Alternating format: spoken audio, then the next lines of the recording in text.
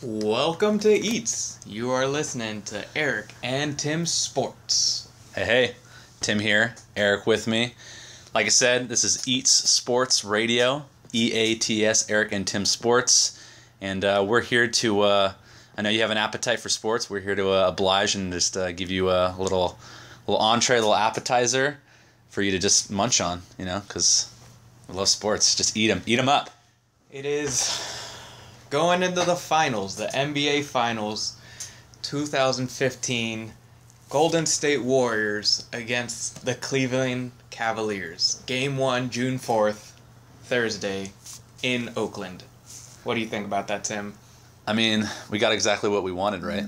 I mean, who didn't want this matchup for the finals?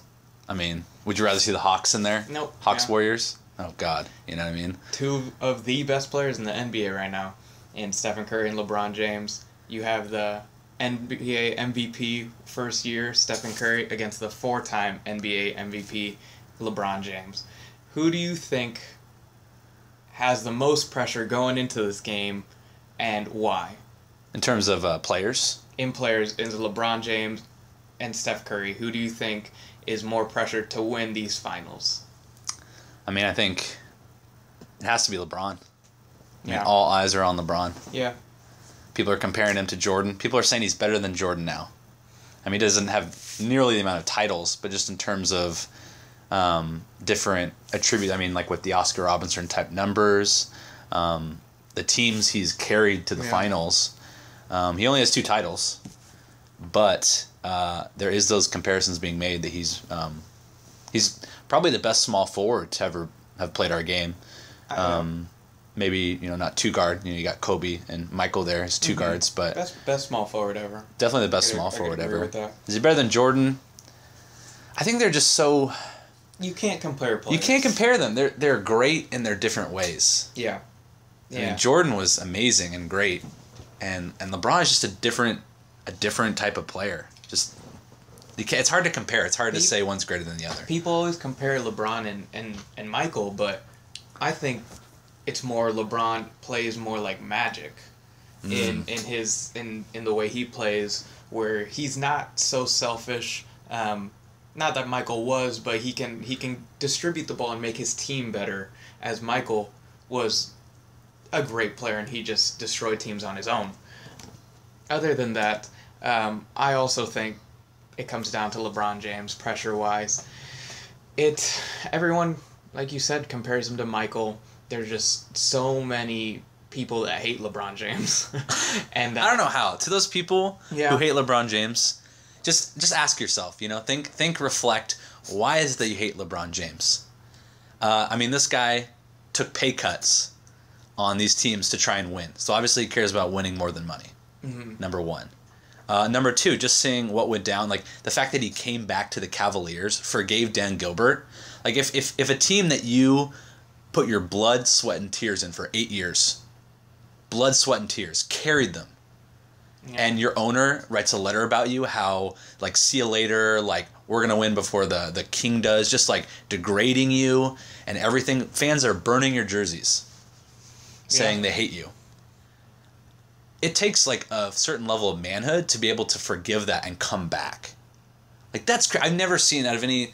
I mean, nothing I can think of right now at the moment where I've seen like a situation happen like that where they've been able to work it out, and Dan Gilbert and LeBron have worked it out, and they've forgiven each other, and he's playing for the Cavaliers again. Like, I think most players would have never came back. They would have just tried to kill their former team as much as they could and would just, have that hatred for them. But I think those LeBron haters, just think, why do you hate LeBron James? He's selfless. He's a pass-first player. Loves to get his teammates involved. All that stuff, coming back to the Clippers. How do you hate a guy like that? I don't understand. It's that Michael Jordan comparison. People love Michael Jordan, and I agree. I don't think he is better than Michael Jordan, but we have to stop comparing players and just watch the game and appreciate every player and what they're doing. LeBron is going to be one of the top 5 best players ever to play the game. The way he's playing, the way he's breaking records, it is ridiculous, but we're not appreciating the way he plays. We're just criticizing everything and comparing him to other great players. So it comes down to LeBron James pressure-wise this year in these finals, like every year it does. He's been in the finals for the past 5 years in a row, and it's all come down to LeBron James. Steph Curry, NBA's MVP of the year, very young. He's going to have his time. He's going to be able to go to the finals many times. The way he's shooting, he is one of the best. With him and Klay, that backcourt. That's going to be there for ridiculous. a while. No, that Golden State Warriors team is ridiculous. So, being so young and being one of the best players in the NBA, I think he's not as much pressure is put on him yet, as much as LeBron James being one of the best players ever to play the game. So it is going to take a lot from the Cleveland Cavaliers and a lot of strength to go get through these Warriors, but it'll be a tough fought series. Who do you think is going to take this series, game 1 at least, against the Cleveland Cavaliers and the Golden State Warriors? Who do I think takes the series? Unfortunately, because I'm rooting for the Cavs. I'm all in. I'm a huge LeBron fan, have been for a long time. I think the Warriors, they have the better team. Mm-hmm. Yeah. They have the better matchups. They have the better offense. They have more depth. I think they're the favorites, unfortunately. So I would definitely, I would hand it to them. They definitely have the better chance to win. Do I want that to happen? Absolutely not. I want the Cavaliers to win. I want LeBron to win, to come back to Cleveland and get that first win for Cleveland that they've been waiting for ages and ages. Never won anything. I do want to go back on one point of our previous, what we were talking about in terms of does Curry have a future in terms of how many finals is he going to be in? I think one thing that goes to his benefit is he's such a fundamentals-based player. Like, he's not really that athletic. Yeah, okay. And he's, very much a fundamental type player in the way he shoots, his release, the different moves and stuff he has in the lane. So I could see him having a Tim Duncan type career where he's in the league till he is years to come. Yeah, I can old, see that. because he has the fundamentals, and that's Tim Duncan wasn't the most athletic player, but the fundamentals have kept him consistently great for so many years. I think Curry has that same exact potential because of the way he plays. So he's got so much more time, I think, to win titles, and I think he'll be fine there. It'll be a very, very interesting series throughout. Personally, I honestly think the Cleveland Cavaliers could take this series. A lot of people don't. Like you said, the Golden State Warriors are the favorites, but I personally think that the Cleveland Cavaliers match up better than the Golden State Warriors, as their big men in Tristan Thompson and Timothy Mozgov, with their role players in Iman Shumpert and J.R. Smith, and even Matthew Dellavedova. They match up well, and that's what I don't think a lot of people see, that Steph Curry and Kyrie Irving match up pretty well, the two best NBA ball handlers. That'll be fun, right? Everyone, watching that. That's watching gonna be Kyrie so and Steph going at it. That is going to be so ridiculous. Oh my gosh. If somebody reaches, it's over. You reach on either Steph or Kyrie, either one of them is going to cross you over and take it to the rack.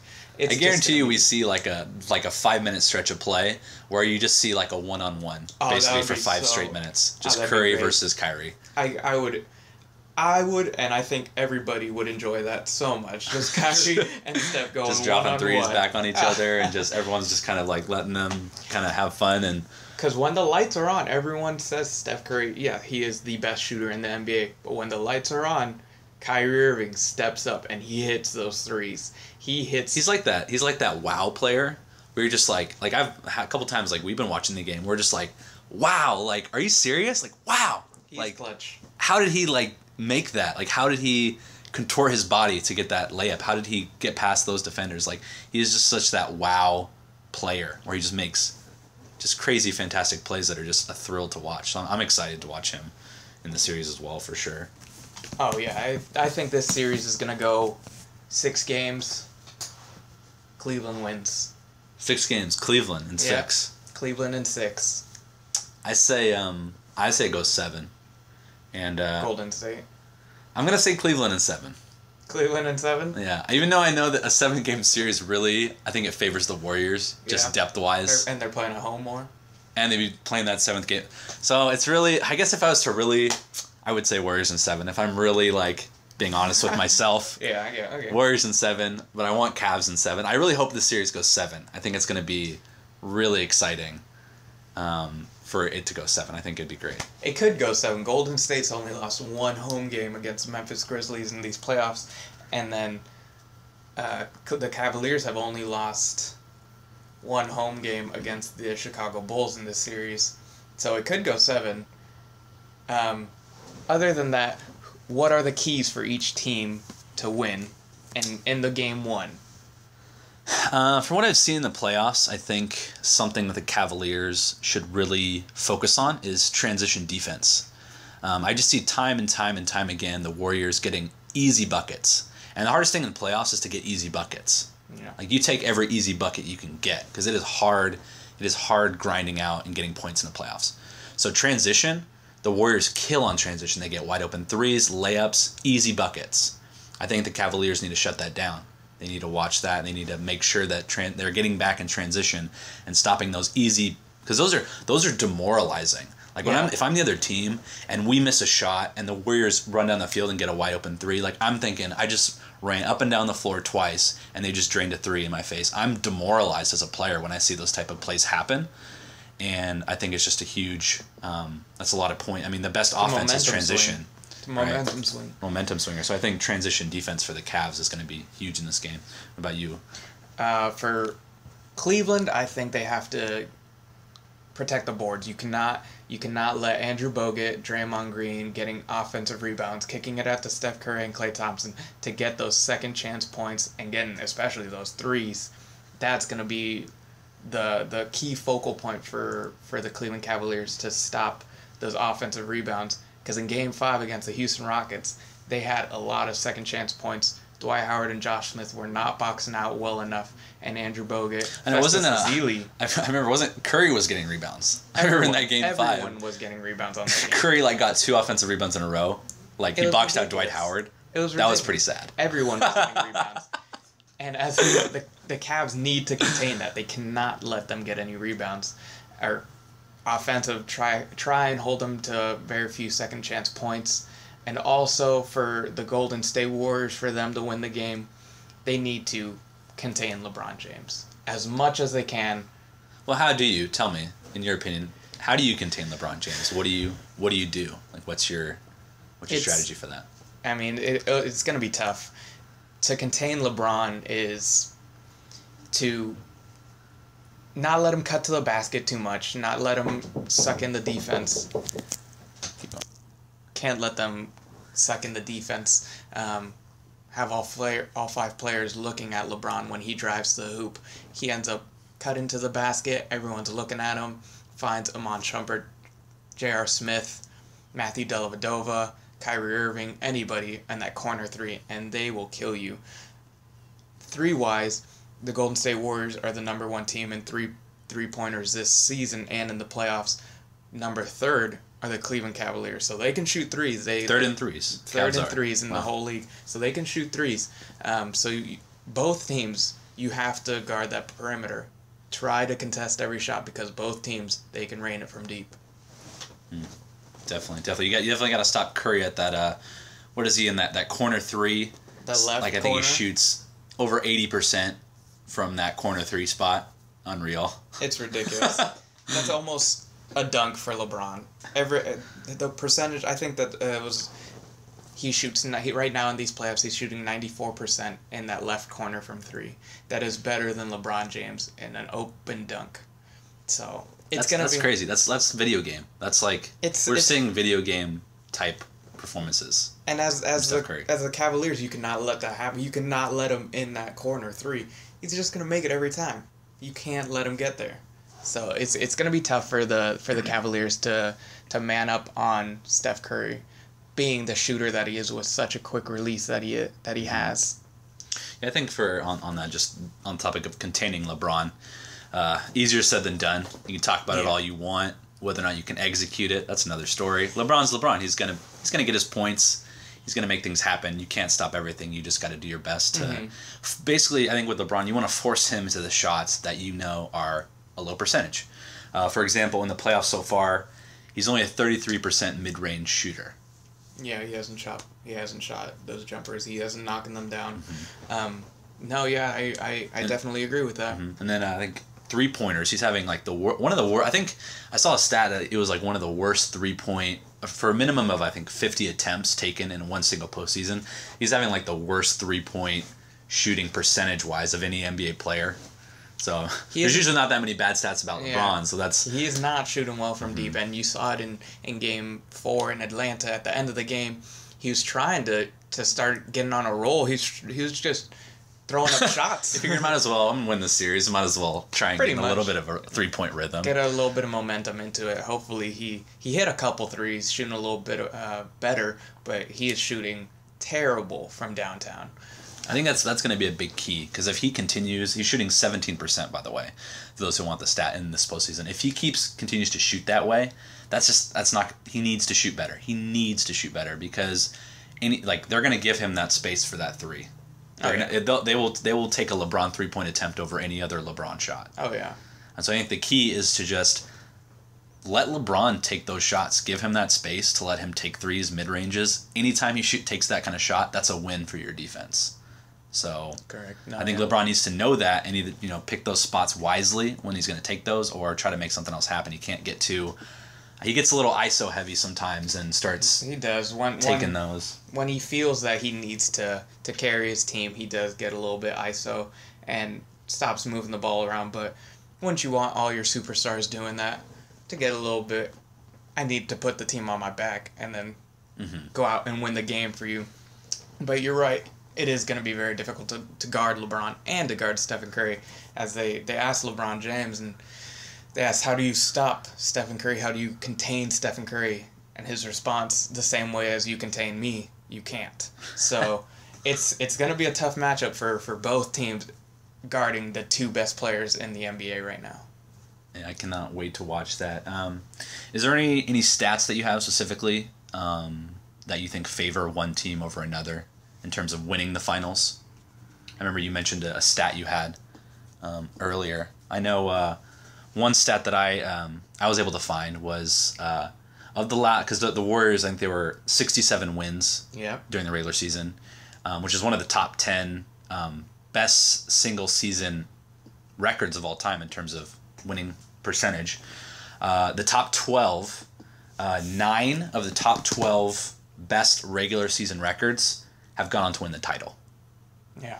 So that when I saw that stat, I think at the beginning of the playoffs, and I went, oh man, they're definitely in the finals at least, if not winning the finals. So it was gonna playing that well. I mean, Chicago did it 5 times, where they won more than 60 games and they won 5 straight NBA titles. So it'll be tough. I mean, obviously, whoever wins more than 60 games is a really great team, playing overall the 82 games, just playing really well. So going into playoffs, they're already an established team.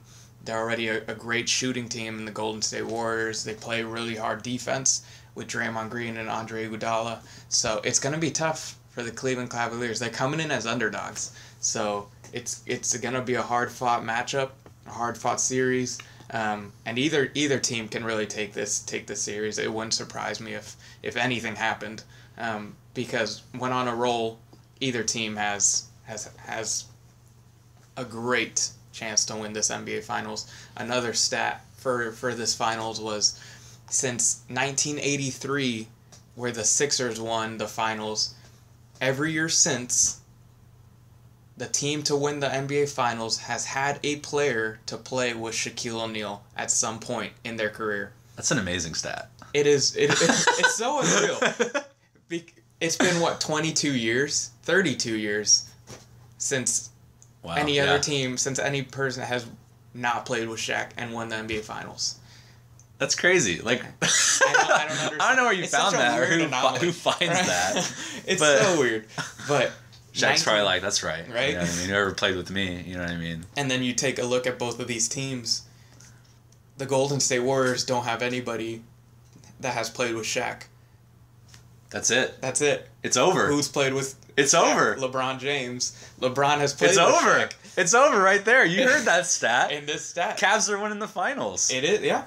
In this it's over. Golden State doesn't even have a chance. I'm relieved. I'm not even worried anymore. I know, right? Stat like that. 1983. It's been 32 years. 32 years since any team that hasn't had a player that played a Shaq. Don't let us down, Shaq. We need this. We need the stat to happen one more year. Wow, that is so funny. I love that. I love that stat. Great stat.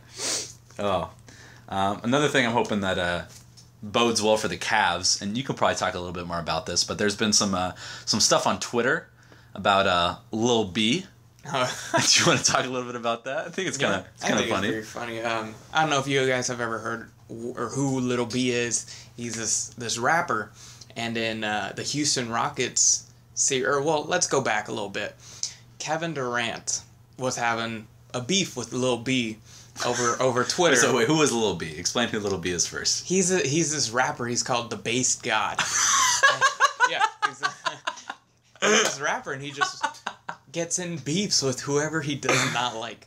And this year, Kevin Durant got into a beef with Lil B over Twitter. So Lil B, the only thing you can do is you gotta just set a curse on him. Because he's the based god, right? So he can curse people. He can curse whoever he wants. So you gotta set a curse on especially NBA players who are disrespecting you.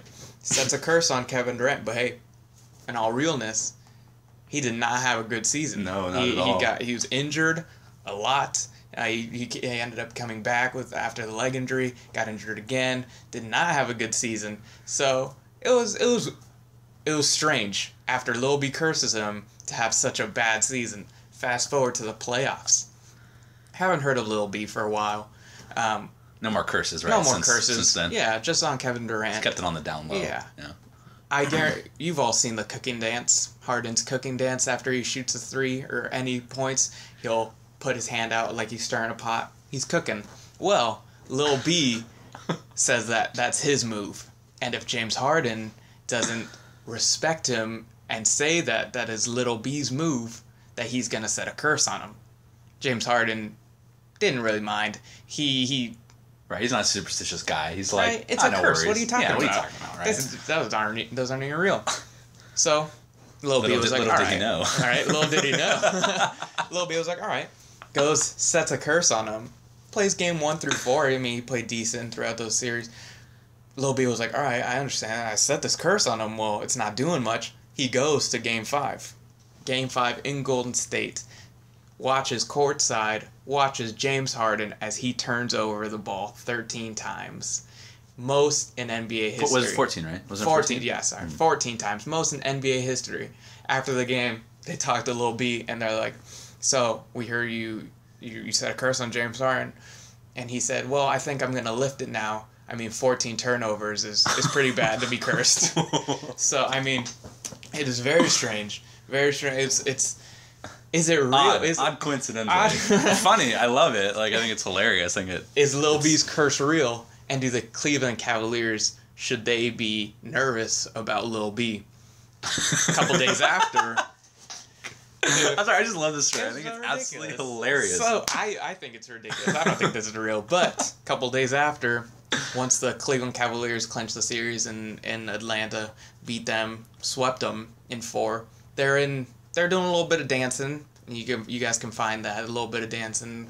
J.R. Smith, Amon Shumpert, LeBron James, Kyrie Irving, Kendrick Perkins, all dancing, and they were doing the cooking dance. Well, Lil B didn't like that. I thought they were disrespecting him. So he goes up and says, I think Cleveland should be forewarned. You need to respect Lil B and tell me whose dance that is, or you're going to have another curse on the Cleveland Cavaliers. And again, they didn't think this was real. They didn't. Right. It's a curse. Just like Harden. Just like Kevin shook Durant. It off, whatever. Everybody. But Amon knew. Amon was like, no, I'm not taking this risk going into NBA Finals. I'm not taking this chance. So he puts up on Twitter that he respects Lil B, that they know the cooking dance is all him, and that he has mad swag. Lil B in return says that he's gonna lift the curse off the Cleveland Cavaliers, and that they don't have to worry about it to go Cavs. So it's a weird anomaly. I'm not. So I don't know what's going on. So basically, we know that Lil B the rapper-based god, supports the Cavaliers. We know that there has to be a player to win the finals that has played for Shaquille O'Neal for the last 32 years. I mean... It's almost a given. It's almost a given. The Cavs have it, right? Hands down. With all these weird stats, hands down. I love just little funny stories like that. They're hilarious. It was funny watching like the Cavs, like those 5 guys in the hot tub together, and they're all like doing their dances, and I think it was you, or I think someone I was talking to was like, what if Kevin Love was still there and he was in the hot tub with them? How awkward would the video be? You just see Kevin Love trying to do the dance with the rest of them. Oh my gosh. Well, I found it's no wonder he didn't get along with them. Oh, no wonder. Found this stat. The Cavaliers are 19-10 as underdogs, while the Warriors are 5-12 as favorites to bring home the hardware. Wait, prior to this season. Prior to this season, they are 19-10 as underdogs, and the Warriors are 5-12 as favorites. But obviously, different teams. I mean, the Warriors have a 67-win season, so I mean, different teams. Mm-hmm. It all depends on who steps up in this series. True. Before we go into over-unders, any other matchups that you see that you like in this series that you think are going to be interesting to watch, or any other stats that you have that would support? Matchup-wise, it'll be interesting watching J.R. Smith and Klay Thompson go at it. Clay's a pretty solid defender. Klay is a solid defender. J.R. Smith is shooting really well. J.R. is not the best defenders, and Klay is struggling on offense in this postseason. So it's gonna be interesting who really develops and steps up through that matchup. Can I just say I feel terrible for whoever has to guard Klay Thompson? Yeah. I mean, Trevor Ariza was getting run ragged in that Houston series. Like, he was having to run all the way across the floor, play after play. And he is just getting run ragged, having to chase Klay Thompson around like 2 or 3 screens per possession. So whoever's to guard Klay, have fun. You're going to run a lot. Yeah. And you're going to have to fight through a lot of screens. Clay's both Klay and Steph Curry are very good playing without the ball. They like going baseline, set double screens with Andrew Bogut and maybe even Festus Ezeli or Harrison Barnes or whoever's in there, and getting into the corner threes and getting it fed to them. So that matchup will be interesting in J.R. Smith and Klay Thompson. And I want to see who they're going to set up to guard LeBron James. If they're going to move Draymond from the 4 to the 3 to guard LeBron, and if Harrison's going to guard Tristan Thompson, or if they're just going to get bigger and then bring in David Lee at the 4 and move Draymond to the 3 to guard LeBron. So it's going to be a good matchup. I mean, you'd think if if the Warriors went small and Draymond was at the 5, they would get murdered on the boards. Yeah. Murdered. Tristan Thompson will get every offensive rebound he possibly can. But then at the same time, too, you get, and with Draymond at like the 5, you can stretch. Timothy has to go out to guard, so you get a little bit more flexibility on the floor and more space. Mm-hmm. But you would think that you'd get. Yeah, exactly. So it'll be interesting. Could you do that? Could you sustain that? Mm-hmm. It'd be interesting. It'll be interesting who Steve Kerr is going to start in the starting 5, because he has so many options that he can do. They do have a lot of, because with their depth and how many players they have a lot of things they can do. They can, if one way isn't working, they have a way to switch to, and that's what makes them so versatile and so dangerous. They always have a plan B, C they can go to, a different lineup to adjust, and that's tough to beat. I know for me, it'll be definitely interesting to see Iggy on LeBron. Mm-hmm. He played defense on him the first 2 games they played, and pretty well on him. So that'll be interesting to see. I'm also Bogut will be an interesting against Timothy, because he's going to have to protect the paint from LeBron. Yeah. And I mean, Al Horford for the Hawks, I wouldn't really call him a paint protector. Not a rim protector, no. He's more of his natural position is the 4. Yeah. He's not even really supposed to play 5. Bogut is a good 5. Bogut's a good 5, and so that'll be interesting to see. I think it'll be big if the Cavs can get him into foul trouble. I think they can they'll dominate just because they won't have the Warriors won't have a rim protector to challenge LeBron at the rim or Kyrie. Yeah, and that's what Houston did in Game 5, but they weren't able to capitalize on it. They got Bogut into foul trouble, him and Klay Thompson, but Houston wasn't able to capitalize on it. Yeah, so I think that'll be big. Yeah, so I think all that being said, I'm excited. Oh yeah. I'm ready. I'm ready for it to start. I think the Cleveland's gonna steal Game 1. Really? Yeah. Game 1. Game 1, they steal it. Surprise everyone. Shock them. In Golden State, Dub Nation's just gonna be awestruck. LeBron just came into their home, and it'll be if they steal Game 1, it's gonna wake Golden State up that this is a different animal than they've been playing. This is 4-time MVP, 5 years straight NBA Finals player LeBron James. This is a different person than they've played, so it's gonna wake them up, and hopefully it brings out the best in them and the best in Cleveland. We just have a great playoff series. I don't think the Warriors really had a hard road. Pelicans obviously overmatched. Yeah. The Grizzlies, I think, were the Grizzlies were the best against best. them, but I mean, Mike Conley was hurt. Yeah. They weren't. I don't think were really at full strength. I don't even think they're really a team that really. They didn't have the Memphis Grizzlies they didn't have enough offensive firepower. With Zach Randolph and Marcus All in the paint, that's really the only people you have scoring. Courtney Lee and Tony Allen, especially, aren't going to put up ridiculous numbers while Klay Thompson guards either one. So not much depth either. I mean, with Vince Carter coming in, come on, Yeah, he's old. Nick Calathis, they were not a firepower team. And the Rockets were a little bit better, but again, the Rockets were banged up too, though. No Patrick Beverley. Yeah. That makes a big difference. Yeah, because they could not guard Curry. You have to have Pablo Prigioni coming off the bench. And Terry, Terry was obviously outmatched. He was either getting killed by Curry one-on-one, or they were switching him onto Draymond and then giving it into Draymond, and he was getting killed by Draymond. So he was obviously outmatched and outgunned, and didn't have a very good series either. Exactly. I think for both teams, this is going to be their best, and this has to be. I mean, you're in the finals. This is the best matchup of all the playoffs. So it'll be interesting. Both have depth. Both have firepower. Both are great defenders. So it'll be an interesting series. I'm hoping that Kyrie's fully healthy, because I think that will make... That's a big... Because if he's hurt and not playing well, that's a huge advantage for Golden State, and I think makes the series less exciting. Whereas if him and LeBron are at full strength, we're going to have a run. We're going to have just... one of the best. It's going to be great. I'm stoked for it. Yeah. So we'll go into a couple... Oh, yeah. So we got a couple over-unders here. And you kind of just say, I'll give a stat of a certain player or a team, and then you over, under, or push if you think it's going to be in the middle. Over, under, 30 points for Curry in Game 1. Under. Under. Say he hits like 28. 28? Yeah. Okay. I would say under as well. I think that they'll contain him, and they'll have to space it around. He won't be doing all the scoring.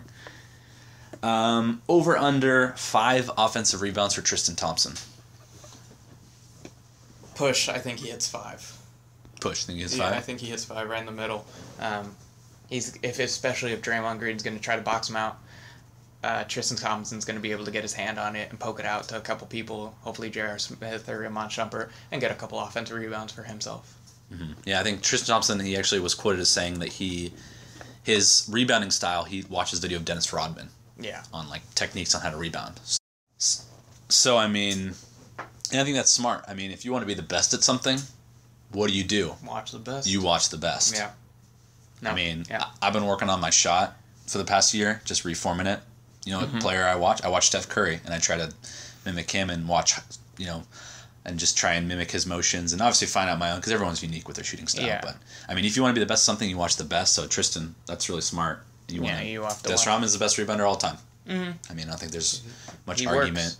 Yeah, he worked, and that's what Tristan Thompson does also. He works. He works on the offensive glass and the defensive glass. Undersized big man, undersized 4 at 6'9", but he works. He works, and he's able to get his hand on it. Mm-hmm. And just a message out there, any of you basketball player, whatever sport you play, regardless, I mean, seriously, if you want to be the best at something, in soccer you want to be the best shooter. In basketball you want to be the best shooter, you want to be the best rebounder. Just watch a video of the best players and try to do exactly what they do. I mean, yeah. If you're too prideful to do that, you'll never get good. Exactly. You got to learn from the best. Next one is over under in game 1, 4 3-pointers made for J.R. Smith. I'm gonna go under. Ooh. I'm gonna say he has 3. I'm gonna say he shoots pretty well though. I think he's gonna shoot 8 for 10, but he's gonna beat a lot of mid-range jumpers, and I think he's gonna try to take a couple threes, but he's gonna only hit 3 of them. Okay, I'm gonna say push. I'm gonna say he hits 4. It is tough though, because Klay is a really good defender. Yeah. So there might not be a lot of opportunities for him to get wide open shots, but I think wide open shots for J.R. Smith are worse than contested shots. That's true. No, yeah, that's true. I think they should find a stat on like what percentage he hits when he's contested versus uncontested, because I feel like he hits maybe the same, if not better, if he's contested. The hand in his face, he's knocking it down. So Klay, message to Klay Thompson: the harder you play defense. Oh, I'm sorry about that. It's my phone going off.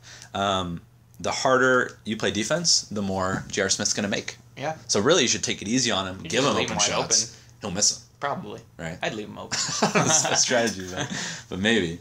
Okay, and next one is over under 210 points combined, both teams together. So if they, tied or something, it'd be 105 points each, or however you want to do it. Do you think they score combined more than that, less, push? I'm gonna say 210. That's a tough one. Mm-hmm. We don't really know. Is it going to be really high scoring? Exactly. Because the Warriors are a really, really good defensive team. Yeah. And Cavs are pretty solid defensively. They've gotten a lot better. Yeah, they've gotten a lot better. Is it going to be like an offensive back and forth like the Rockets Warriors, or is it going to be more of a defensive? Like we don't know. I think it could really. Some games could go either way. Some games could go either way, and I think game 1's going to go under. I think it's going to end around 98, 90. Probably no team breaking 100, just because everybody's had rest and everybody's going to come out playing hard on defense. So I think it's gonna go a little bit under. I'm gonna say over. I'm gonna say that they catch fire. Both teams catch fire, and they're trading. I can see it like for a 5-minute stretch. They're just trading buckets back and forth, trading threes, trading shots. Mm-hmm. I think it. Yeah. I would say over. Okay. I think it'd go over. And the last one is over under 4 opposing players broken ankles by Steph Curry and Kyrie Irving. Combined. That's a tough one. I say push. I say they cross a couple people over. I say 2 for each. They'll get a couple. If somebody reaches, he's getting crossed. Doesn't even matter who it is. Goodbye. Yeah. I'm hoping for over, because I just want to see some handles there. Yeah, but I'll say under. I'll say most likely. A couple more things we want to talk about before we end the show. Yeah, again. We've covered a lot of good stuff. This is kind of a little bit. We've talked a little bit about this a little bit, but free agents, right? Well, I was going to ask you whether or not you thought, because there's some discussion going on lately about whether or not you believe Steph Curry's the best shooter ever. I think he is. He's broken the single season record for most 3-pointers. He broke it twice, and he's broken the NBA playoffs record for most 3-pointers, and I think he's going to break the finals NBA 3-point record. What is that record, by the way? 27 by Danny Green in the 2012 through 2013 NBA Finals against the Miami Heat. Against the Heat, okay. Yeah. Danny Green broke that record in 7 games with 27 threes. Steph Curry hit 27 threes in 5 games against the Houston Rockets. So I think he's going to break it. I think he's going to hit around 29 to 30 threes against the Cleveland Cavaliers. I guess that record will kind of hinge on how long the series goes. Correct. Yeah, exactly. But I think even in 4 games he could break it, especially in 4 games. If they're sweeping the Cavs, I think he's gonna have to be hitting threes for. I think he could. If they swept him he'd hit 43s. He just catches fire. Right. It's like 12. What was that one game? What was it? It was the Mavericks. Peja Stojakovic. Didn't he have like? I'm trying to remember what game it was. He had like 11 or 12 threes one game. Yeah, I think he hit 11. I'm so happy for him. I don't know why I thought about that, but when I was thinking of someone who made a bunch of threes, and that first thing popped in my mind was Peja with the Mavericks when they won the title. a lot of people have been hitting 10. 10 is like the magic number. I don't know why they don't pass 10. Klay Thompson against the Sacramento Kings. Oh, let's not talk about exactly. that. They hit 10. Me and Eric are Kings fans, so it's a little disappointing. Man, I don't even want to get into that. But Kyrie that's Irving a whole other. in this season also against the San Antonio Spurs, and that was a fantastic. I don't know if you guys saw that. He put up 57 points and hit 10 threes. 1 3 to send him into overtime with 3 seconds left on the clock. But he hit 10. In the past couple of years, Chandler Parsons hit 10 2 years ago. So everyone's hitting 10. I don't know why they can't just go to like 11 to 12. Kobe's at 12. That's the most threes in a single game. 12 threes. But really? There's not some. I feel like it'd be higher than that. No, Kobe Bryant at 12. Wow. Yeah. Someone's got to break that. We can't have Kobe having any more records. I don't want Kobe to hold any records. I would assume somebody would break it at some point. They haven't though. Yeah, I mean, I would definitely say that. Probably. I mean, I guess time will tell. I mean, if something. I mean, you never know. Something could happen that could shorten his career. Yeah. That can end it prematurely. Something like Penny Hardaway was going to be a great player. Hopefully not. Yeah. Something happened to him. Hopefully who knows not. what could have been.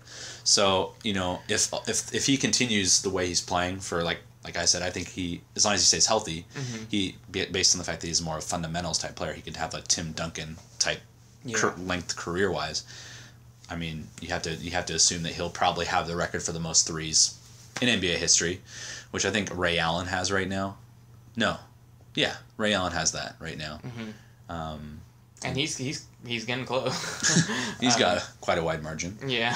Don't know why he didn't join a team this year, but that's another story. But I mean, yeah, he's his motion. It's so quick. He's a I think it's a single motion shooter, which gives him extra range.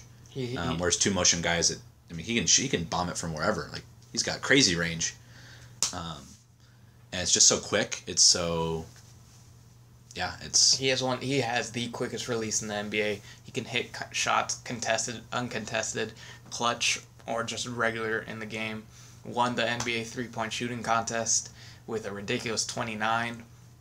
They asked Steve Nash who is the best, or is Steph Curry the best 3-point shooter ever? And Steve Nash talks about consistency. Can someone consistently make shots night in and night out, year after year? And Steph Curry has proven himself that he can. So I think he can be, maybe give it a couple years, and it's going to be a hands down, Steph Curry is the best shooter ever to play the game. That makes me wonder, like, who is going to be the next great shooter, or will there ever be? Like how do you get better than what Steph Curry is? How? That's what people thought though about how do you get better than Ray Allen. Oh, that's true. So it'll be. I mean. People just keep developing. They'll have some player come into the league and they'll have to he makes like so many threes. They'll have to like make a rule to handicap, because he's like that good. Shooting from half court. I think it's 2 points for his threes or something. It doesn't count. But all right, so that's enough. We've covered a lot on the finals and the Warriors, and obviously we're excited for that. Yeah. But we'll cover just a couple other things here. Quickly, and then. Closing time. We'll close. Yeah, we'll get out of here. So, you told me a little bit earlier today. You heard about Dwayne Wade in the Miami Heat.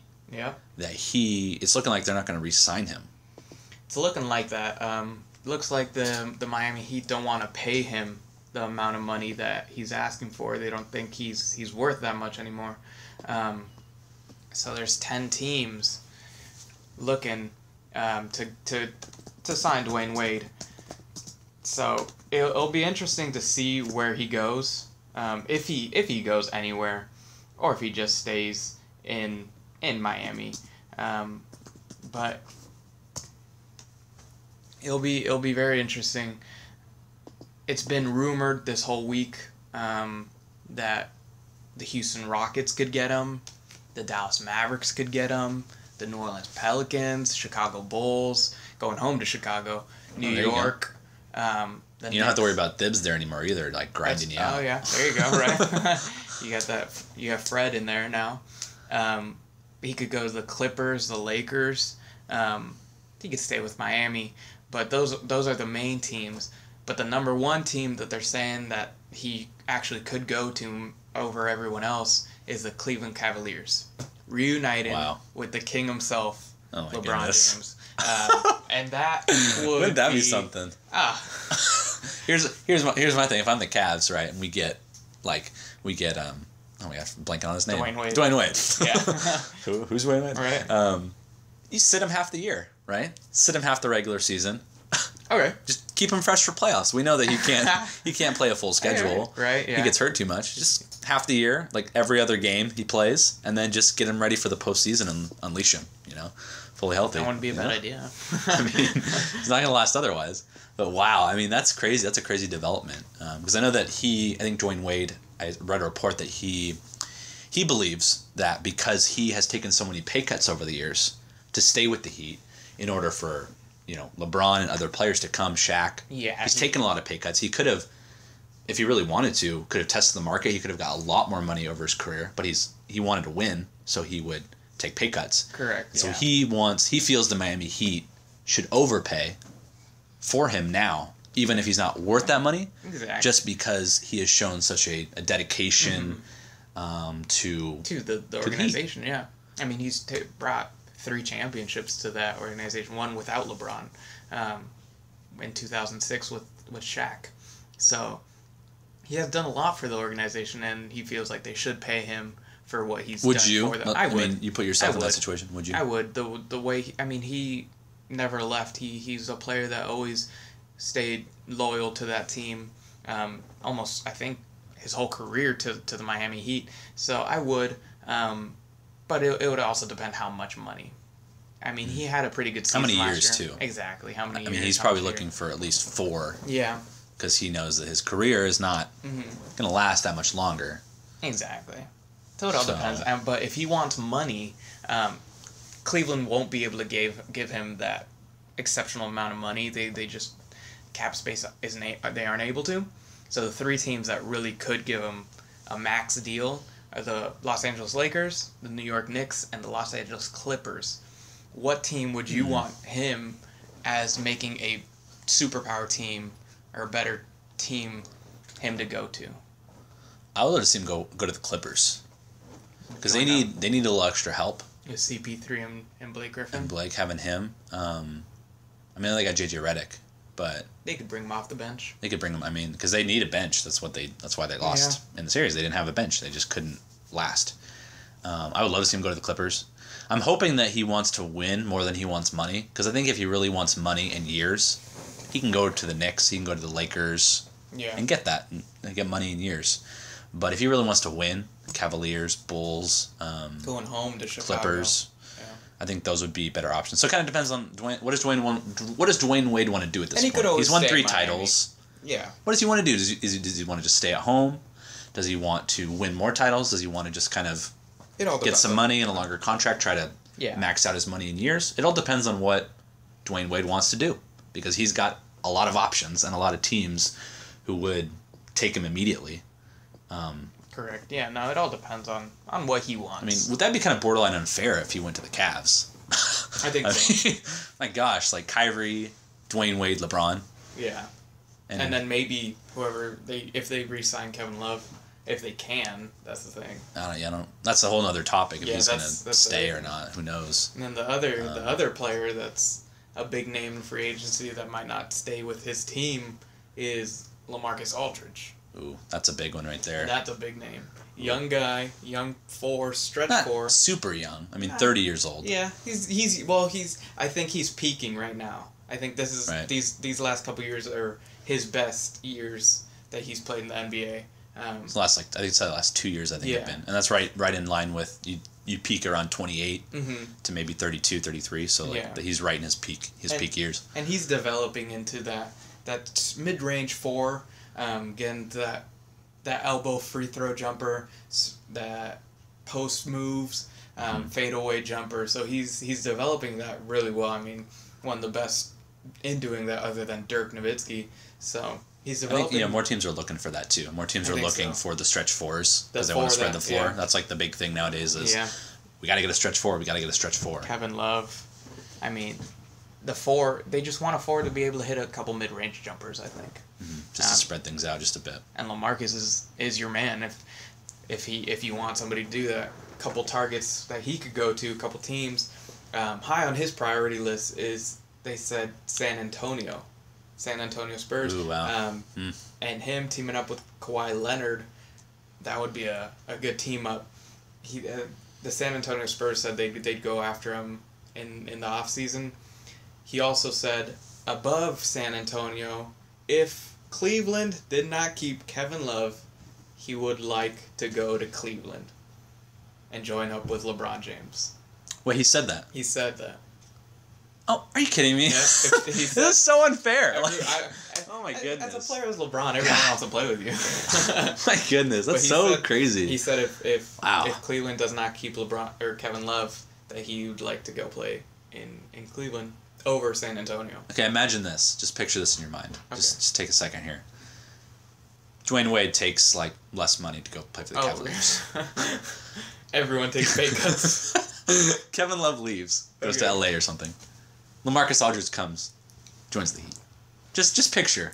I don't think that's possible. That's unfair. I think Adam Silver would. He'd block it. He'd block the trades, just like David Stern did with Chris Paul to the Lakers. I don't think that'd be insane. They can maybe keep that for a year before they'd run out of money. Probably. But. Fun to think about. Kevin Love did say that he sees himself next year as a Cav. Does he? I think that would show a lot of character. I think so too. For him to stay, if he bolts for LA, kind of I don't know. You're just chasing a championship. Not necessarily chasing a championship, chasing more money, chasing more possession stats for yourself, right? Yeah. I think it would show a lot of character if he stayed. I think that'd just be something you still play with LeBron. You learn how to play with LeBron. But then again, I don't know, I don't blame him either because it might not be the right fit. And sometimes things just don't fit. Yeah. And you don't want to stick around somewhere where things are not going to fit. Yeah. It all makes sense. So, I mean, it'd be interesting if he did stay. I think the biggest reason he would stay is they're winning. I mean, they made it to the NBA Finals. First year LeBron comes back and takes a team of nobodies, really, to the NBA Finals once Kevin Love got hurt.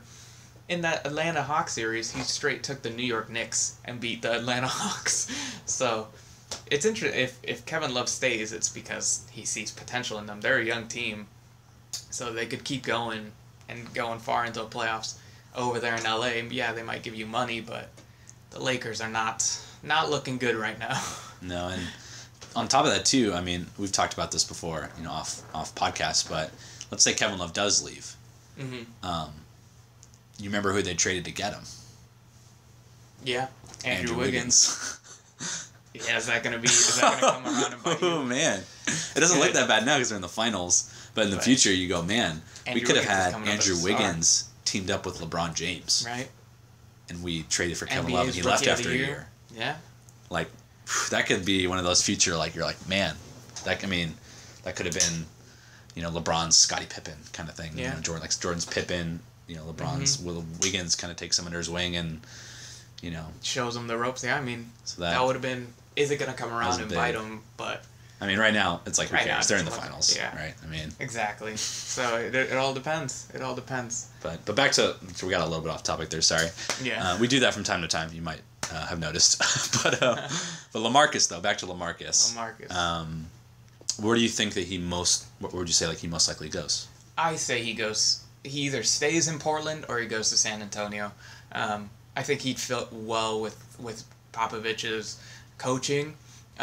Tim Duncan, Manu Ginobili, and Tony Parker said they'd come back for another year, season with Greg, with Popovich. So I mean, why not? Yeah, why not? The problem is with that is Timmy plays the 4.